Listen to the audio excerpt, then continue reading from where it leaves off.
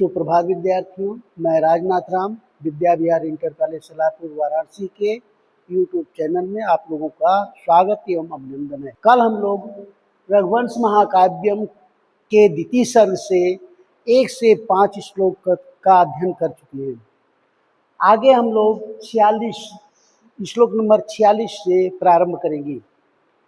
ये बता दिए हैं कल कि यहाँ इसमें रघुवंश महाकाव्यम से श्लोकों का संदर्भ सहित हिंदी में व्याख्या, श्लोकों का संदर्भ सहित संस्कृत में व्याख्या एवं बहुविकल्पी प्रश्न तथा कालिदास का जीवन परिचय आदि आता है। अब आइए देखिए श्लोक नंबर 46। ये श्लोक नंबर 46। अथ अंधकारम गिरिगह्वराणाम दृष्टा मयूखै शकलानि कुर्वन् भूयस भूतेश्वर पार्श्ववर्ती किंचिद विहस्य अर्थपतिम बभाषे। अथ अंधकारम गिरिगह्वराणाम दृष्टा मयूखै शकलानि कुर्वन् भूयस भूतेश्वर पार्श्ववर्ती किंचिद विहस्य अर्थपतिम बभाषे। देखिए इसका अन्वय, अथ इसके बाद भूतेश्वर पार्श्ववर्ती, इसके बाद भूतेश्वर पार्श्ववर्ती शिव का सेवक, शिव के पास रहने वाला, भूतेश्वर पार्श्ववर्ती शिव के पास रहने वाला अर्थात शिव का सेवक सिंह, स माने वह सिंह, शिव के पास रहने वाला वह सिंह अर्थात शिव का सेवक वह सिंह, गिरिगह्वराणाम पर्वत की गुफाओं से, पर्वत की गुफाओं के, अंधकारम अंधकार को, भूतेश्वर पार्श्ववर्ती, अथ इसके बाद भूतेश्वर पार्श्ववर्ती शिव का सेवक वह स माने वह सिंह, गिरिगह्वराणाम पर्वत की गुफाओं के, अंधकारम अंधकार को, दृष्टा मयूखै दाढ़ों की चमक के द्वारा, दांतों की चमक के द्वारा, शकलानि कुर्वन् छिन्न भिन्न करता हुआ, नष्ट करता हुआ, छिन्न भिन्न करता हुआ, भूय फिर किंचिद विहस्य कुछ मुस्कुराते हुए या हंसकर, अर्थपतिम बभाषे से राजा दिलीप से कहा। फिर से देखिए, अथ इसके बाद यहाँ नंबर 1 है, यहाँ नंबर 1 है, इसके बाद यहाँ नंबर 2 आएगा। अन्वय से देखिएगा, अथ इसके बाद भूतेश्वर पार्श्ववर्ती शिव के पास रहने वाला उनका सेवक, सह माने वह सिंह, गिरिगह्वराणाम पर्वत की गुफाओं के, अंधकारम अंधकार को, दृष्टा मयूखै अपने दांतों की चमक के द्वारा, शकलानि कुर्वन् छिन्न भिन्न करता हुआ, नष्ट करता हुआ या दूर करता हुआ, भूय माने फिर, किंचिद विहस कुछ मुस्कुराकर, कुछ हंसकर, अर्थपतिम बभाषे राजा दिलीप से कहा। इसका संदर्भ होगा प्रस्तुत गद्यांश, हमारी प्रस्तुत गद्यांश महाकवि कालिदास द्वारा रचित रघुवंश महाकाव्य के द्वितीय सर्ग से अवतरित है। इसका संदर्भ होगा, मालूम है, संदर्भ हिंदी में प्रस्तुत गद्यांश, प्रस्तुत श्लोक महाकवि कालिदास द्वारा रचित रघुवंश महाकाव्य के द्वितीय सर्ग से अवतरित है। इसकी व्याख्या फिर से देख लीजिए। इसके बाद शिव के पास रहने वाला उनका सेवक, स माने वह सिंह, गिरिगह्वराणाम पर्वत की गुफाओं के, अंधकारम अंधकार को, दृष्टा मयूखै अपने दांतों की चमक के द्वारा, शकलानि कुर्वन् छिन्न भिन्न करता हुआ या दूर करता हुआ, फिर भूय माने फिर, किंचित विहस कुछ मुस्कुराकर, अर्थपतिम बभाषे राजा दिलीप से कहा। अब आइए संस्कृत का संदर्भ ये पहले बता दिया गया है, सुन लीजिए फिर से। अयम श्लोक महाकवि कालिदास विरचितेन कालिदासेन विरचित रघुवंश महाकाव्यस्य द्वितीय सर्गात् अवतरित अस्ति। अयम श्लोक महाकवि कालिदास कालिदासेन विरचित रघुवंश महाकाव्यस्य द्वितीय सर्गात् अवतरित अस्ति। अब आइए संस्कृत भावार्थ, संस्कृत व्याख्या है। गवार्थम गाय के लिए, गवार्थम गाय के लिए, स्वतनुम परित्यक्तम उद्यतः, गाय के लिए अपने शरीर को त्यागने के लिए तैयार। तो गवार्थम स्वतनु परित्यक्तम उद्यतः नृपः नृपम दृष्ट्वा सिंह पुनरपि किंचिद विहस्य, पुनरपि किंचिद विहस्य तम प्रतिवाच तस्य कथन काले ददतेभ्य महती द्युतिः समुत्पन्ना या पर्वत गुहायां सकलम अंधकारम खंडस कृतवती। इसका संस्कृत व्याख्या होगा, गवार्थम स्वतनु परित्यक्तम उद्यत नृप दृष्ट्वा सिंह पुनरपि किंचिद विहस्य तम प्रतिवाच तस्य कथन काले दंतेभ्य महती द्युतिः समुत्पन्ना या पर्वत गुहायां सकलम अंधकारम खंडस कृतवती। अब आगे आइए 47वां श्लोक। ये क्या है? 47वां श्लोक है। एकात् पत्रम जगत प्रभुत्वम नवम वयः कांतम इदम बपुष्य अल्पस्य हेतो बहु हातुम इच्छन विचार मूढ़ प्रतिभासमे त्वम्। एकात् पत्रम जगत प्रभुत्वम नवम वयः कांतम इदम बपुष्य अल्पस्य हेतो बहु हातुम इच्छन विचार मूढ़ प्रतिभासमे त्वम्। इसका संदर्भ देखिए। पहले प्रस्तुत श्लोक महाकवि कालिदास द्वारा रचित रघुवंश महाकाव्य के द्वितीय सर्ग से अवतरित है। अब आइए व्याख्या देखिए। एकात् पत्रम, एक छत्र, एकात् पत्रम एक छत्र, जगत प्रभुत्वम संसार के स्वामी, एक छत्र संसार के स्वामी,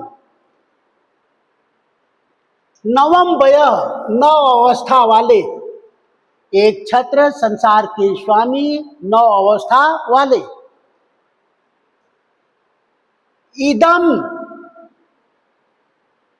इदम कांतम बपुश्च, इदम कांतम बपुश्च, और इस सुंदर शरीर वाले, एक छत्र संसार के स्वामी, नवोवय नौ अवस्था वाले, इदम कांतम बपुश्च, और इस सुंदर शरीर वाले, और इस सुंदर शरीर वाले, एतत् सर्वम पश्येतो बहुहातुम इच्छन विचार मूढ़ प्रतिभासमे त्वम्। बहु एतस्य अल्पस्य, इस छोटे के, हेतु माने कारण, इस छोटे जीव के लिए, बहु हातुम इच्छन, बहुत कुछ छोड़ना चाहते हैं, इस छोटे जीव के लिए बहुत कुछ छोड़ना चाहते हैं। तो तुम, आप, दिलीप के लिए सिंह कह रहा है कि आप, मैं, मेरे द्वारा, आप मेरे द्वारा, विचार मूढ़ प्रतिभासी, विचारों से मूर्ख मालूम पड़ रहे हो। फिर से देखिएगा। एकात् पत्रम जगत प्रभुत्वम, एक छत्र संसार पर राज्य करने वाले या संसार के स्वामी, नवम वय नौ अवस्था वाले, इदम कांतम बपुश्च, और इस सुंदर शरीर वाले, इन सब के रहते हुए भी अल्प से तो बहुहातुम इच्छम, एक छोटे से जीव के लिए बहुत कुछ त्यागना चाहते हो। इस प्रकार से आप मेरे लिए विचार मूढ़ प्रतिभास, विचारों से मूर्ख मालूम पड़ रहे हो। अब आइए इसका संस्कृत में संदर्भ। अयम श्लोक महाकवि कालिदास विरचित रघुवंश महाकाव्यस्य द्वितीय सर्गात अवतरित अस्ति। इसका संदर्भ होगा अयम श्लोक महाकवि कालिदास विरचित रघुवंश महाकाव्यस्य द्वितीय सर्गात अवतरित अस्ति। अब आइए संस्कृत में व्याख्या। वह सिंह उनसे कह रहा है राजन से कि राजन, एक छत्रम जगत स्वामित्वम, एक छत्रम जगत स्वामित्वम, यौनम सुंदरम, एक छत्रम जगत स्वामित्वम और यौन सुंदर, नवयम कांतम, तो यौन सुंदरम, शरीर च अल्प प्रयोजनात्, शरीर च अल्प प्रयोजनात्, त्यक्तुम अभिलषन त्वम मम मूर्ख प्रतीयसे। फिर से देखिए इसकी संस्कृत व्याख्या। राजन, एक छत्रम जगत स्वामित्वम, यौनम सुंदरम, शरीरम च अल्प प्रयोजनात्, त्यक्तुम अभिलषन त्वम मम मूर्ख प्रतीयसे। अब आगे आइए अगला श्लोक 48वां श्लोक है। भूत अनुकंपा ताव चेद यम गौ एका भवत स्वस्तिमति त्वदन्ते जीवत पुनः सस्वद उपलेभ्य प्रजा प्रजानात् पीते उपासी। देखिए, भूत अनुकंपा तव चेद यम गौ एका भवत स्वस्तिमति त्वदन्ते जीवत पुनः सस्वद उपलेभ्य प्रजा प्रजानात् पीते उपासी। इसका चेद माने यदि, चेद माने यदि, तो माने आपकी, चेद माने यदि, तो माने आपकी, भूत अनुकंपा प्राणियों पर कृपा है, यदि आपकी प्राणियों पर, जीवों के ऊपर दया है, तो त्वदन्ते तुम्हारे न रहने पर, तो तुम्हारे न रहने पर, यम, यम यहाँ है, यम एका गौ, या अकेली गाय, तुम्हारे न रहने पर या तुम्हारे समाप्त हो जाने पर या मर जाने के बाद, यम एका गौ, यह अकेली गाय, स्वस्थमति भवेत, स्वस्थमति भवेत, कल्याणकारी हो जाएगी, कल्याणकारी हो जाएगी, अकेली यह जीवित रह जाएगी। चेद यदि, तो आपकी भूत अनुकंपा प्राणियों पर कृपा है, तो त्वदन्ते तुम्हारे न रहने पर या तुम्हारे मर जाने के बाद, यम, यह एका गौ अकेली गाय या नंदनी, स्वस्थमति भवेत कल्याणकारी हो जाएगी।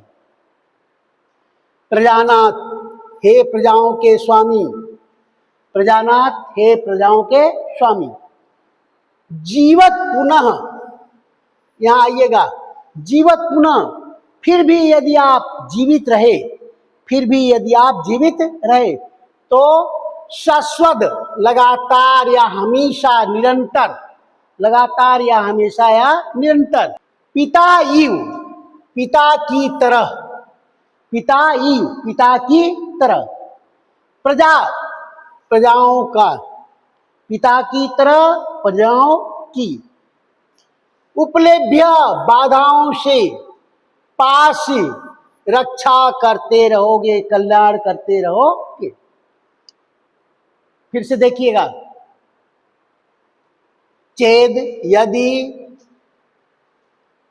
तो आपकी भूत अनुकंपा प्राणियों पर कृपा है, तो त्वदन्ते तुम्हारे न रहने पर, एका गौ या अकेली गाय, स्वस्थमति भवेत कल्याणकारी हो जाएगी। प्रजानाथ हे प्रजाओं के स्वामी,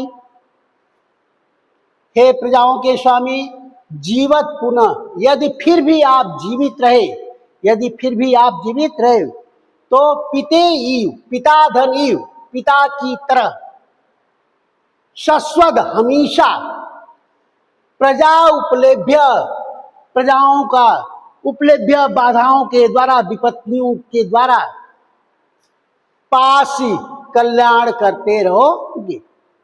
इसका संदर्भ वही है, प्रस्तुत श्लोक महाकवि कालिदास द्वारा रचित रघुवंश महाकाव्य के द्वितीय सर्ग से अवतरित है। फिर से व्याख्या देख लीजिएगा। चेद यदि तो तुम्हारी भूतनुकंपा प्राणियों पर कृपा है, तो त्वदन्ते तुम्हारे न रहने पर या तुम्हारे मर जाने पर एका गौ या अकेली गाय स्वस्थमती भवेत, कल्याणकारी हो जाएगी। प्रजानाथ हे, प्रजाओं के स्वामी राजा दिलीप, जीवत पुनः, फिर भी यदि आप जीवित रहे तो शाश्वत हमेशा पिता की तरह, पिताधनी पिता की तरह प्रजाओं का उपलभ्य बाधाओं से या विपत्तियों से पासी रक्षा करते रहोगे। अब आइए संस्कृत में संदर्भ। अयम श्लोक महाकवि कालिदासेन विरचित रघुवंश महाकाव्य द्वितीय सर्गात् अवतरित अस्ति। अयम श्लोक महाकवि कालिदासेन विरचित रघुवंश महाकाव्य द्वितीय सर्गात् अवतरित अस्ति। अब आइए संस्कृत व्याख्या देखिए। उसी से जब हिंदी अनुवाद आ गया तो आप लोग अनुवाद करके लिख सकते हैं। जैसे देखिए, यदि त्वम प्राणीषु दयालुत्वात् अमुम धेनु, यदि त्वम प्राणीषु दयालुत्वात् अमुम धेनु रक्षयितुम स्वदेहानम कर्तुम उद्यतो असि, तर्हि तत् उचितम यतः तव मरण अनंतरम, तर्हि तत् उचितम यतः तव मरण अनंतरम केवलायम एका धेनु, केवलायम एका धेनु कुशलिनी भविष्यति, किंतु जीवति त्वयि सकला प्रजा क्षेम युक्ता भविष्यन्ति। फिर से देखिएगा संस्कृत व्याख्या। यदि त्वम प्राणीषु दयालुत्वाद अमुम धेनु रक्षयितुम स्वदेहानम देहदानम कर्तुम उद्यतो असि, तर्हि तत् उचितम यतः तव मरण अनंतरम केवलायम एका धेनु कुशलिनी भविष्यति, किंतु जीवति त्वयि सकला प्रजा क्षेम युक्ता भविष्यन्ति। अब आगे श्लोक नंबर 49। अथ एक धेनो अपराध चंडाद गुरो कृशानु प्रतिभाति विभेषी, शक्यो अस्य मन्यु अभिभवता विनेतुम गा कोटिश स्पर्शता घटोग्नि। फिर से देखिए। अथ एक धेनो अपराध चंडात कृषाणु प्रतिभाति गुरो कृषाणु प्रतिभाति विवेश अस्य शक्यो अस्य मन्यु भवताम विनेतुम गा कोटिश स्पर्शता घटोग्नि। अब देखिए संदर्भ इसका क्या होगा हिंदी में। प्रस्तुत श्लोक महाकवि कालिदास द्वारा रचित रघुवंश महाकाव्य के द्वितीय सर्ग से अवतरित है। अब आइए व्याख्या देखिए। अथ इसके बाद एक धेनो अपराध चंडात, एक गाय के अपराध से अत्यंत क्रुद्ध। चंडात माने क्रुद्ध, चंडात माने क्या होगा, क्रोधित या क्रुद्ध। अथ इसके बाद एक धेनो अपराध चंडात, एक गाय के अपराध के द्वारा क्रोधित हुए कृषाणु अग्नि के समान। कृषाणु अग्नि के समान, अनुप्रतिवाद अग्नि की तरह। गुरु वशिष्ठ से विभेषी डरते हो। यदि एक धेनु के अपराध के क्रोध के कारण अग्नि की तरह जलते हुए गुरु से डरते हो, तो अश्य इनके गुरु वशिष्ठ के मन्यु क्रोध को घटोग्नि, यहाँ है देखिए, घटोग्नि घड़े के समान, कोटिसा करोड़ों गाय को स्पर्श करके या देकर, करोड़ों गायों को देकर, मन्यु भवताम उनके मन्यु क्रोध को विनेतुम शक्यो शांत कर सकते हो। फिर से देखिएगा, आती इसके बाद एक धेनु अपराध चंडात एक गाय के अपराध से क्रोधित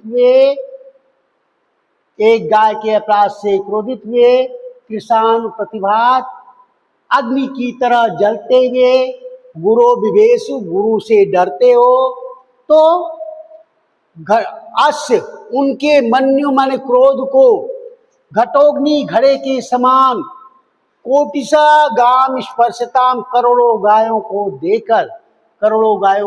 देकर, भवताम इनके मन्यु क्रोध को विनेतुम शक्यो शांत कर सकते हो, दूर कर सकते हो। अब आइए संस्कृत भावार्थ, संस्कृत में संदर्भ देखिए। अयम श्लोक महाकवि कालिदासेन विरचित रघुवंश महाकाव्यस्य द्वितीय सर्गात् अवतरित अस्ति।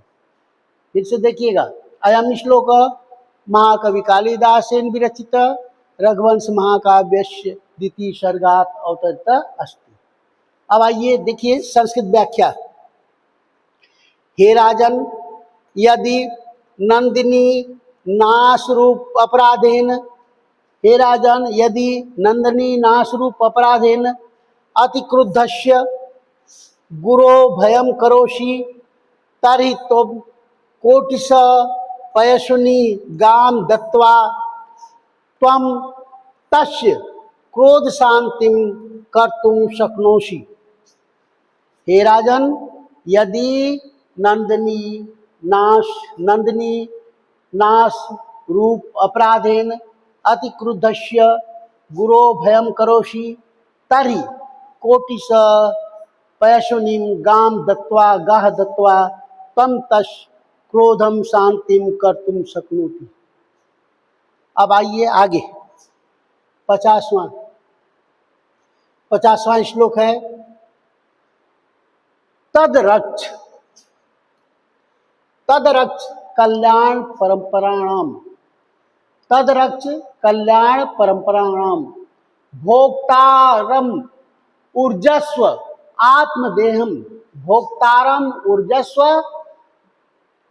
बलम आत्मदेहम महितल स्पर्शन मात्र भिन्नम रिद्धम ही राज्यम पदम इंद्रम आहु। फिर से देखिए, अब तदरथ कल्याण परंपराणाम भोक्तारम ऊर्जस्व बलम आत्मदेहम महितल स्पर्शन मात्र भिन्नम रिद्धम ही राज्यम पदम इंद्रम आहु। अब देखिए इसका संदर्भ हिंदी में क्या होगा।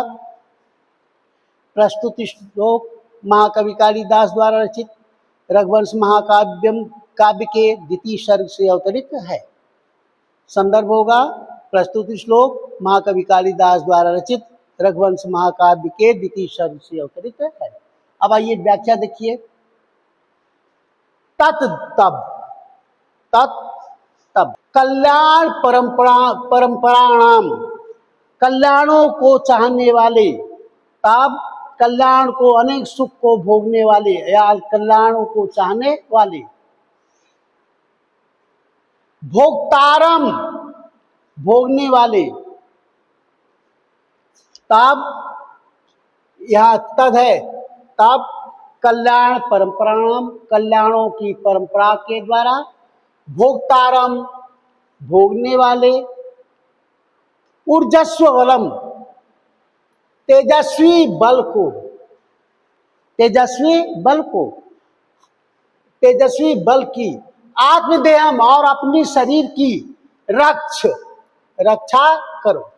तब कल्याण परंपराम, कल्याण की परंपरा वाले। भोक्तारम, भोग करने वाले या सुखों का भोग करने वाले। ऊर्जस्वम, तेजस्वी। बलम, बल को। आत्मदेहम, और अपने शरीर की रक्षा करें। क्योंकि, ही माने क्योंकि, यहां है देखिए, ही माने क्योंकि। रिद्धम राज्यम, समृद्धशाली राज्य, क्योंकि समृद्धशाली राज्य। मैतल स्पर्श मात्र भिन्नम, यहाँ ये मैतल स्पर्श मात्र भिन्नम, केवल पृथ्वी तल के स्पर्श से मात्र भिन्न, केवल पृथ्वी के तल के स्पर्श से मात्र भिन्न। इंद्र पदम आहु, इंद्र का स्थान कहा जाता है, इंद्र का पद कहा जाता है। फिर से देखिए, तब कल्याण परंपराम, कल्याणों की परंपरा वाले। भोक्तारम, भोग करने वाले, सुखों का भोग करने वाले।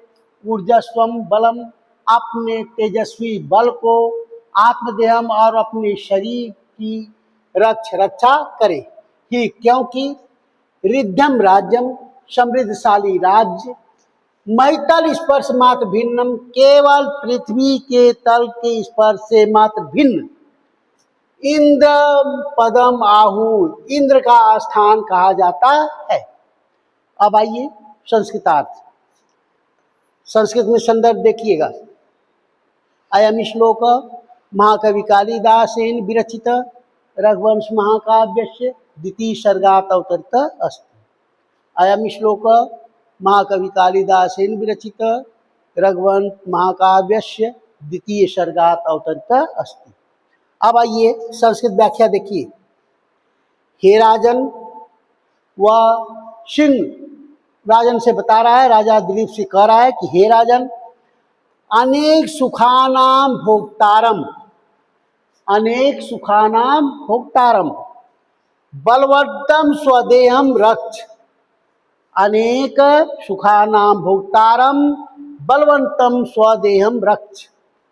यतः विद्वांस कथयन्ति यत्, यतः विद्वांस कथयन्ति यत् समृद्धम राज्यम स्वर्गात् भिन्न अभिद्यते, स्वर्गात् अभिद्यते, अर्थात तव राज्यम स्वर्ग सदृशम अस्ति। अतः अर्थात तव राज्यम स्वर्ग सदृशम अस्ति।